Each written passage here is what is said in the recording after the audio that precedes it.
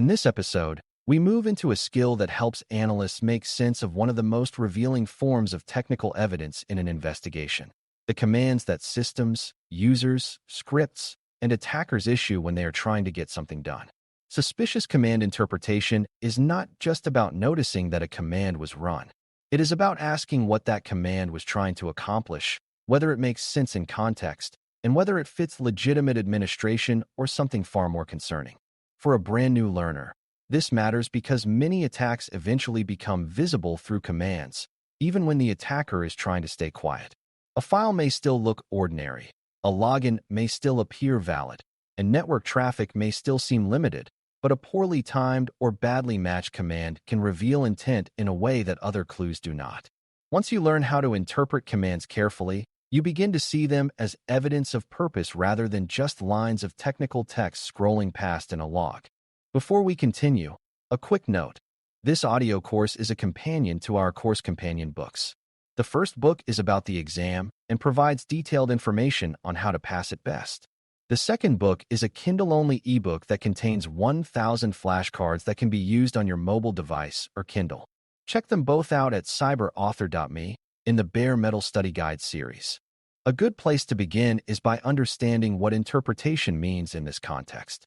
Security analysts are not only reading commands to see whether they contain a familiar bad word or an obviously dangerous tool name.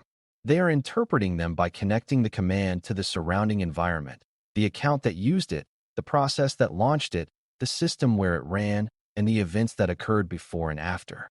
That broader view matters because the same command can be perfectly normal in one place and highly suspicious in another. A system administrator may run a command for troubleshooting during a maintenance window, while the same instruction on an employee workstation at an odd hour could suggest compromise, misuse, or a script acting without approval. For beginners, this is one of the most important mindset shifts in the topic. The command alone is only one part of the evidence. Its real meaning comes from how well it fits the host, the role, the timing, and the broader story unfolding around it. One reason commands matter so much is that they often sit very close to intent. A user clicks a link, opens a file, or signs in with an account, but commands show what the system is actually being told to do next. That makes them especially valuable during both detection and investigation. A suspicious file might still leave questions unanswered until you see that it launched an interpreter, queried account information, created a task that runs automatically, and then contacted an external destination. At that point, the behavior stops looking accidental or routine. It starts looking purposeful. For a new learner, the key lesson is that commands can expose motive through action. They show whether the goal appears to be discovery, persistence, privilege use, data collection, remote communication, or something else entirely. Even when the exact attacker identity remains unknown, commands often reveal enough about the sequence of objectives to tell the defender what kind of event they may be dealing with. A strong first habit in suspicious command interpretation is to ask whether the command belongs on that system at all. Different systems have different purposes, and the legitimacy of a command is heavily shaped by the role of the host involved. A server used for management automation may show powerful administrative commands routinely and harmlessly. A human resources laptop used mainly for email, documents, and business portals should not normally display the same patterns. This is why beginners should avoid memorizing commands as globally good or bad. Security analysis is more grounded when it starts with purpose. If a command manipulates startup behavior, collects account details, or touches security settings, the analyst should ask whether the host's ordinary role provides a believable reason for that activity. When the answer is no, suspicion grows. That does not automatically prove compromise, but it creates an important mismatch between the host's function and the action being observed. That mismatch is often where meaningful investigation begins. Another important question is who or what issued the command. Commands can be launched directly by a user, indirectly through a script, automatically by an application, or as part of a background task that runs without obvious human involvement. The issuing account matters because a command run under a privileged administrative account carries a different risk than the same command run under a standard user account. It also matters whether the account normally operates on that host and whether the timing matches known work patterns. A support engineer using a remote administration command during a plan change may be expected. A sales employee account issuing the same kind of command on a sensitive server may be far more concerning. For beginners, this shows why identity and command analysis belong together. A suspicious command is not just an isolated technical event. It is an action tied to an actor, and that actor may be a real administrator, a compromised user, a scheduled process, or an attacker abusing a valid identity. Understanding the actor helps narrow the meaning of the action. Parent and child process relationships also play a major role in interpretation because commands rarely appear without something launching them first. If a management platform starts a shell during a known deployment, that may be completely appropriate. If a document viewer or web browser unexpectedly launches a command interpreter immediately after a user opens an attachment or visits a site, the meaning shifts sharply. The parent process often explains whether the command arose naturally from a legitimate workflow or whether something seemingly harmless triggered a much more dangerous chain of behavior underneath the surface. This is extremely helpful for beginners because it reduces the temptation to judge a command by its text alone. The same instruction looks very different when it follows a trusted administration tool than when it follows a spreadsheet or a portable document. Suspicious command interpretation becomes much stronger when the analyst asks what launched this, why would that parent normally do so, and whether the process chain fits a believable business purpose. Arguments and parameters often reveal even more than the command name itself because they show what the command is being asked to do. A command tool may be common and perfectly legitimate, but the options provided to it can indicate that the tool is being used in an unusual or harmful way. An instruction that gathers account details, enumerates network shares, queries system configuration, creates compressed archives, alters startup locations, or reaches out to a remote resource may deserve much closer attention than the bare command name alone would suggest. For a beginner, this is a useful reminder that attackers often prefer familiar tools precisely because familiar tools can blend in. The tool itself may not be suspicious, but the chosen parameters may expose a goal such as discovery, persistence, or data staging. Interpretation means reading past the surface and asking what specific action was requested, whether that action fits the role of the system, and whether the pattern aligns with legitimate troubleshooting or something more deliberately intrusive. Encoding and obfuscation make command interpretation harder, but they also create useful suspicion when they appear without a clear business reason. Attackers often disguise commands by splitting them into fragments, encoding content, nesting interpreters, or arranging the instruction so that a quick review does not reveal its purpose immediately. Legitimate administrators sometimes use complex commands too, especially in automation or large-scale management. So complexity alone is not proof of wrongdoing. The key question is whether the concealment makes sense for the situation. On an ordinary employee machine, heavily obscured instructions are far harder to justify than on a specialized server running approved automation. For beginners, this is an important principle. Security analysis is not about assuming that every complicated command is malicious. It is about noticing when complexity seems designed to hide meaning rather than solve a clear operational need. When concealment appears alongside strange timing, unusual parent processes, or suspicious follow-on activity, the concern becomes much stronger. One especially valuable use of suspicious command interpretation is identifying discovery behavior. Before attackers move deeper into an environment, they often need to learn what kind of system they are on, which accounts are present, what network connections exist, what shared resources can be reached, and whether the host belongs to a valuable part of the organization. Commands that collect system information, enumerate users, inspect groups, query nearby hosts, or review configuration settings may therefore carry real significance. None of these actions is automatically malicious because administrators and troubleshooting staff perform similar tasks for legitimate reasons. What matters is whether the discovery fits the user, host, and timing. A new employee laptop suddenly issuing commands that survey the environment late at night creates a very different picture than a known administrator collecting inventory during a maintenance cycle. For a new learner, this shows how suspicious command interpretation helps reveal the stage of an attack. The command is not just doing something. It may be answering questions the attacker needs before taking the next step. Commands can also expose attempts at persistence, which is the effort to make malicious access survive beyond the current session or reboot. Attackers want their foothold to remain available, and one way they do that is by issuing commands that create new startup behavior, scheduled execution, service changes, or other automatic launch points. These commands are especially important to interpret correctly because they suggest the attacker is trying to stay, not merely look around.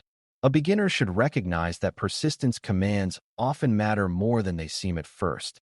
A single configuration change may look minor in isolation, but if it causes a suspicious script or program to run automatically later, the security consequences are much larger. The analyst therefore asks whether the command created something that will reappear, restart, or survive beyond the immediate moment. If so, the event becomes more serious because the system may now be structured to support future malicious activity, even if the first visible signs of compromise temporarily disappear. Another category of suspicious commands involves privilege use and security control changes. Attackers who gain access often try to expand what they can do, disable protections that might stop them, or alter settings that reduce visibility. Commands that tamper with logging, stop protection services, modify access rules, or shift execution policy are therefore highly significant, especially on systems where ordinary users should never be making those changes. At the same time, administrators really do modify controls during approved work, so interpretation still depends on context. The analyst asks whether the account had a legitimate reason to perform the change, whether the timing aligns with change management, and whether other suspicious actions appeared nearby in the timeline. For beginners, this is where command interpretation becomes closely tied to risk judgment. A strange informational query might suggest curiosity or reconnaissance. A command that weakens protections suggests preparation. It tells the defender that the actor may be actively trying to reduce resistance before moving forward with more harmful behavior. Data handling commands are also critical because they can reveal preparation for theft, staging, or concealment. A system that suddenly begins collecting files, compressing directories, moving content into hidden locations, or preparing exports in ways that do not match normal business workflow may be showing early signs of exfiltration planning. These activities can appear ordinary on the surface because archiving and file movement are common administrative and business actions. What makes them suspicious is the surrounding pattern. If the commands occur after unusual access to sensitive directories, under an account that rarely uses those files, or before outbound communication to a rare destination, the interpretation changes quickly. For a beginner, the important lesson is that commands affecting files are not only about local housekeeping. They may reveal how an attacker is gathering material for movement or theft. The analyst reads those commands not just as technical file operations, but as possible evidence that information is being organized for a larger malicious objective. Sequence matters so much in this topic that a command should rarely be interpreted alone if surrounding telemetry exists. A suspicious command may mean one thing if it appears after a phishing email, another if it appears during a software update, and something else entirely if it follows a privileged login from an unusual location. Analysts therefore look for command chains and timelines. Did the instruction lead to child processes, file changes, network connections, or persistence artifacts? Was it preceded by a user action that explains it, or by another suspicious step that makes it more alarming? For beginners, this is one of the strongest practical habits to develop. Do not ask only what command was run. Ask what happened right before it, what it caused next, and whether the whole chain forms a believable business process or a likely attack path. Suspicious command interpretation becomes much more accurate when commands are placed inside the surrounding sequence instead of being treated as isolated technical events divorced from their consequences. False positives remain a real challenge, and good analysts learn to respect that early. A command can look strange because an administrator was troubleshooting, a software installer behaved in an unfamiliar way, or a custom internal process used automation that most people never see. Beginners often swing between two bad extremes here. One is assuming every unusual command must mean compromise. The other is dismissing a command because it uses a familiar tool name or seems too ordinary to be dangerous. Mature interpretation avoids both errors by staying curious and grounded. The analyst looks for supporting evidence, checks the role of the system, reviews change context, and asks whether the command helped create, enable, or follow suspicious activity elsewhere. This balanced approach matters because security work depends on credibility. If every uncommon command becomes an emergency, the team loses trust and time.